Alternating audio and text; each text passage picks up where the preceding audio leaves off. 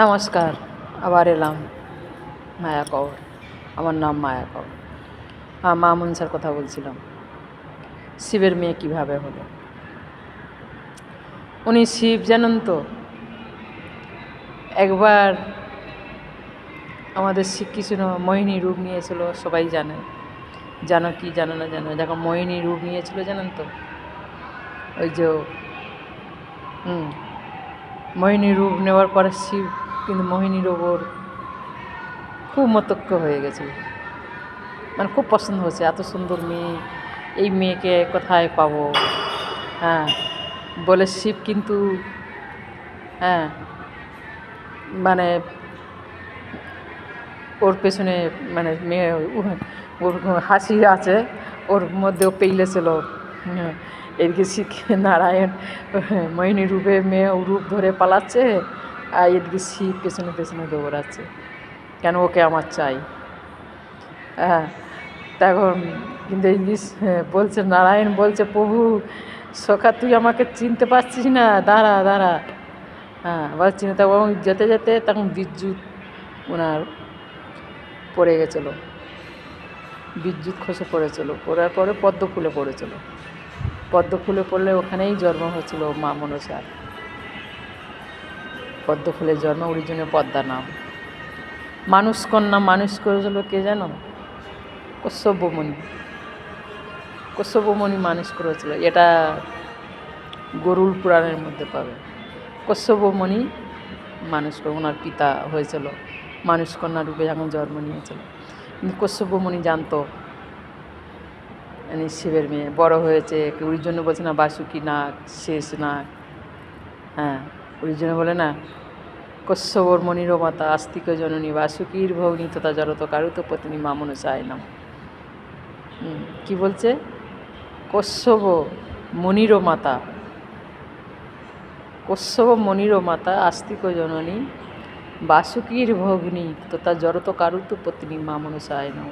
কিন্তু কশ্যপ মণি মানে ওনার পিতা, ওই জন্যে মানে পালিত বা মানে কশ্যপমণি। হ্যাঁ, তাহলে মা দেখেছ কশ্যপমণি আস্তিক জননী। আস্তিক কিন্তু মা মনসার ছেলে, আর জরৎকারুত কিন্তু মা মনসার স্বামী, আর বাসুকি ওনার ভাই, শেষ নাগ ওনার ভাই। যা তো নাগ কন্যা নাগেদের দেবী কশ্যপমণি মেনে দিয়েছিল, যা তো নাগ দেবতার। ওনার কত ছেলে জানো তো, আর তো নাগ দেবতার মধ্যে একটাই বোন ছিল মা মনসা। ওর জন্য নাগদেবী, নাগকন্যা যাকে বলা যায়, নাগদেবী দেবী রূপে প্রকৃত হয়েছিল। তাকে ওই পুজোর জন্যে ওই শিবের কাছে কশ্যপমণি, কেন ওর পরিচয় দিয়েছিল। আমি ওর বাবাকে কশ্যপমণিকে বলেছিল, বলো বাবা আমি কি পুজোর ঠাঁই হতে পারি না? বলে মা পুজোর ঠাঁই নিতে গেলে, পুজো পেতে গেলে তোকে তাহলে শিবের কাছে যেতে হবে। বলে কেন বাবা? বলো অনেক শিবের কাছে না গেলে শিব তো ওরা ত্রিদেবের মালিক, ওরা যদি হুকুম দিলে তবে তো ভারতের লোকেরা, সৃষ্টির লোকেরা বা মর্তে তবে তো তোর পুজো হবে, তবে তো তোকে সাব্যস্ত হবে। হ্যাঁ, সেইটাই গিয়েছিল শিবের কাছে। ওই শিবে তখন ওই বলছে না পুজো পেতে গেলে চাঁদ সওদাগরের কাছে যেতে হবে, তাই ওই জন্য মর্তে এসেছিলো। কিন্তু মানব কন্যা মা মনসা নাগদেবী, দেখো তো এটা গরুড় পুরাণের মধ্যে পাবে। হ্যাঁ, মা মনসার কথা এটা গরুড় পুরাণের মধ্যে লেখা আছে। তাই কি দেখো তো, নাগ মানে কত দুনিয়ার মধ্যে কত নাগ আছে বলো তো। সবার মাতা হচ্ছে গিয়ে মা মনসা। সব নাগের মাতা মা মনসা। তা ওনার কতটা উঁচু আসন বলো তো মায়ের। আমার মা মনসার পূজা আছে, আমি খপে পাবা। আমার মা মনসা খপের পাবা পুজো। আমার মা মনসা এখন আমার ঘরে। আজকে তো বিশ্বকর্মা পূজা, বিশ্বকর্মা পূজা হচ্ছে মা মনসার পুজো। কারণ আমি একটা কোনো অসুখের মধ্যে আমার বাঁচবার কোনো আশা ছিল না, কী জানি দেখো এখন তোমাদের সামনে তোমাদের সামনে বলছি বেরো, কিন্তু কী জানি আমার নারায়ণের কৃপা বেঁচে নিয়ে এসে অনেক আমার সবাই জবাব দিয়ে দিয়েছিল জানো। পিজি থেকে নিয়ে পিজি হসপিটাল থেকে নিয়ে, মেডিকেল নিয়ে, নীলাতন নিয়ে, ভাঙর নিয়ে, সবাই কিন্তু আমাকে ফেরত দিয়েছিল জানেন তো, বাঁচবে না। তখন আমি মনে করেছিলাম তো আমি তো আর বেশি দিন বাঁচবো না, চলো আমার এই পুজোটা আমার বড় ছেলের হাতে দিয়েছি, আমার বড় ছেলে এখন পুজো করে, কিন্তু আমি তো পুজোর সময় যেতে পারছি না, আমাদের তো এখানে প্রোগ্রাম, মা তো নিজেই দেখতে পায়, কিন্তু বছরে একবার কিন্তু মা আসে আমার কাছে এইখানটায়, সাপ হয়ে থাকে গাছে, আমি কাউকে বলি না, কেন জানি দেখলে দুনিয়া দেখলে মারবে চড়বে, থাকে একটু ধূপবাতি ফাতি দিলে চলে যায় মা আবার। না তো ঘরের ভেতর কোথায়, ঘরের ভেতর পুজো কাছাকাছি, ধরো কালকের পুজো আত্মীয় এসে ডাকবে, যেন তোর মাথার ধারে ডাকছে, এমন হয় এক এই পুজো, এই মনসা পুজো করলে। তাই মা মনসার পুজো জানো, ওর জন্য বলছে মা মনসার নামে আমি যদি কারো কাছে কিছু চাই, না করতে পারবে না। আমার মার বলা, তখন তো আমার কিছু ছিল না, যখন মা আমার পুজো দিয়েছে স্বপ্ন থেকে, আমার যখন বলেছিল মা তোর আমার পুজো কর, আমি পুজো করতে চেয়েছিলাম, কিন্তু আমার কাছে কিছু ছিল না, যখন মা আমাকে বললো তুই পুজো কর, আমি মা আমি তো পুজো করব, কিন্তু আমার তো কিছু নেই। তখন দুটো ঘর দেইকে দিয়েছিল, ও ঘরে আমি তখন লজ্জা, তা আমি কিছু জানতাম না যেন, পুজো পাঠ করতাম, পুজো পাঠ তো সবাই, কিন্তু লোকের কাছে চাইতে যাব, এটা নিজের মতন কেমন লাগতো। তখন তো আমি গুরুদ্বারা ছিলাম, তখন আমাদের পাঞ্জাবির মধ্যে সব মা ওরা জানেন গোগাপীঠ নাগদেবী, কিন্তু মা মনসার পুজো, তা কোনো রকমের সে বছর আমার মা, সে বছর আমরা সবাই মিলে আমার মা ভাগের ভাতটা কোনো রকম, একটা পয়সা ছিল না, দিনের দিন কালকের পুজো, আর ছকে এসছে আমার বড় ছেলের ওপর।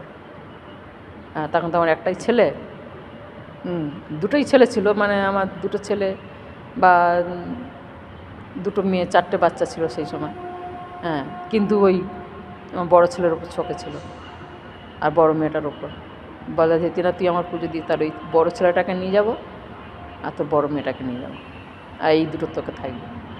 সেই ভয়েতে কী করবো বলো তো, মায়ের তো পুজো করতে হবে দেখো, কিন্তু তবু আমি ভয় করিনি, তবু আমি মাকে বলেছিলাম তুমি যেরকম আমার পুজো নিয়েছো, তাহলে তোমায় আমার কিছু দিতে হবে। সত্যিরঙ্গা ছিল আমার মায়ের সঙ্গে সত্যিরঙ্গা ছিল, মা বলেছিল আচ্ছা আমি তুই যা চাইবি আমি তোর দেবো। কিন্তু পরে জানলাম মা ফেরাবার স্বপ্ন থেকে বলল আমার কাছে তো ধনরত্ন কি, আমার কাছে তো সাপের মণি, তুই সাপের মণি নিতে চাস, কিন্তু আমি তোকে সাপের মণি যদি একদিন তোকে দিয়ে দিই, একটা ঘোড়া তোকে যদি দিয়ে দিই, কিন্তু সরকারে রাখবে না, সরকারে এসে নিয়ে যাবে, তাহলে কি করবি মা? আমি তখন বললাম আমার দরকার লাগবে না, কিন্তু এটা স্বপ্ন থেকে দেখেছি, কিন্তু এক জায়গায় মা মনসার একজনের ভর হতো, কিন্তু আমি সেখানে গেলাম, গিয়ে দেখছি পূজা বসে গেছে, আর সে সাদা কাপড় মুড়ে পূবের দিকে মুখ করে শুয়ে আছে, তো আমি পশ্চিমে দাঁড়িয়ে আছি, আমাকে আর দেখতে পায়নি। তখন সবাই পুজো, তখন আমি কিন্তু দূরে দাঁড়িয়ে আছি, কিন্তু আমি কিছু বলিনি, কিন্তু ঠিক ধরে নিয়েছে, মা সত্যি তার কাছে আসতো। তখন বলছে মায়া তুই অনেক দূরে দাঁড়িয়ে কেন দূরে আছিস, আয় আমার কাছে। আমার তখন চোখে জল এসে গেছে, আমি তো এখানে দাঁড়িয়ে, উনি কীভাবে দেখতে পাচ্ছি, পূর্বের দিকে তো মুখ করে আছে, আমি পশ্চিমে দাঁড়িয়ে আছি। বল মা তুই আয়, তুই এখানে বস, আমার কাছে বস। তখন সবাইকে বলছিল সাংবাদিককে, জানেন তো এ মেয়ে আমার, সারা দুনিয়ে তোমরা বসে আছো, এতগুলো মেয়ে বসে আছো, আর এই মেয়েটা দেখো, এ কিন্তু সকলার আলাদা, দেখতে সকলার আলাদা, আর ওর এইরকম দেখছো রূপ সবসময় যেন ঝালাতে থাকে। তা সবাই আমাকে দেখলো, সবাই আমাকে নমস্কার করলো, তার আমার মাও গেছে শুনলো, কিন্তু তখন বলছে কিরে মা তুই রেগে গেছিস, আমি তো সম্পত্তি তো কিছু দিতে পারলাম না বলে, কিন্তু আমি তো স্বপ্ন তো দেখে এলাম, আমার কাছে শুধু মানিক পাবি, তা আমি মানিক তোকে দেবো, তা তুই কী, তখন সঙ্গ তারা যত অনেক সঙ্গ ছিল, তারা শুনে অবাক হয়ে গেল। তা তখন বললো মা আমি তো সত্যরঙ্গা করেছিলাম দেওয়ার জন্যে, কিন্তু মানিক দিলে কিন্তু পুলিশেরা জানো তো সরকারে আজকাল থাকতে দেবে না। কেন কানে কানে খবর হয়ে যাবে। তুই একটা মানি কাউকে বিক্রি করতে যাবি, সে তো আজকে নয় কালকে জানতে পারবে। তাহলে তুই কী করতে চাস? আর তুই কি আমার রাগ করেছিস মা? রাগ করিস না, হ্যাঁ, তুই রাগ করিস না, আর আমিও তোর ওপর রাগ করি না। তুই তো ভুল করিস বল, তুই তো অনেক অন্যায়, হ্যাঁ সত্যি আমি অনেক ভুল করতাম, অনেক অন্যায় করেছি, হ্যাঁ। তা বল, তুই তো অনেক অন্যায় করেছিস, অনেক ভুল করেছিস। আমি যদি তোর ক্ষমা করে দিই মা, তুই কি আমার ক্ষমা করে দিই? আমি বলি, মা তুমি আমার মা, আমি তুমি জগৎ মা, আমি তোমার মেয়ে বলে স্বীকার করে নিয়েছো, এই আমার সব থেকে এই মানুষ জন্মের মধ্যে এসছে। কিন্তু হ্যাঁ একটা জিনিস আমি তোমার কাছে চাইবো। বলে কী? জানি কিন্তু নারায়ণকে প্রচণ্ড ভালোবাসি। আমি তখন বলো আমার নারায়ণকে চাই। তখন বলো, ওই তো পাগলি এসে গেলি না সেই নারায়ণের কাছে। আরে তুই নারায়ণের কী চাইছিস? নারায়ণ আমি তোকে কীভাবে দেবো?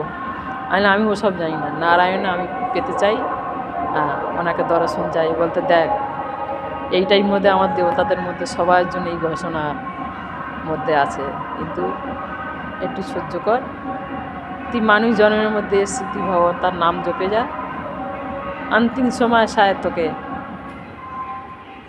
নিয়ে যেতে পারে। জানি না ঠাকুর, আমরা সত্যি কি মিথ্যে হবে আমি জানি না, কিন্তু সেটা আমার মনের কথা আমি বললাম।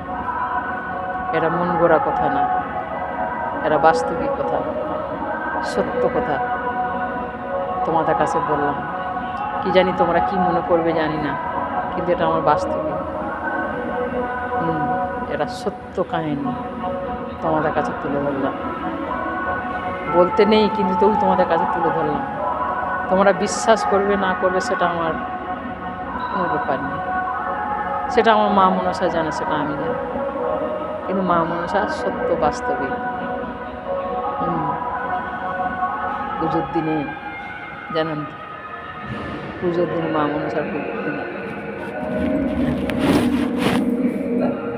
নমস্কার, তাহলে রাখি।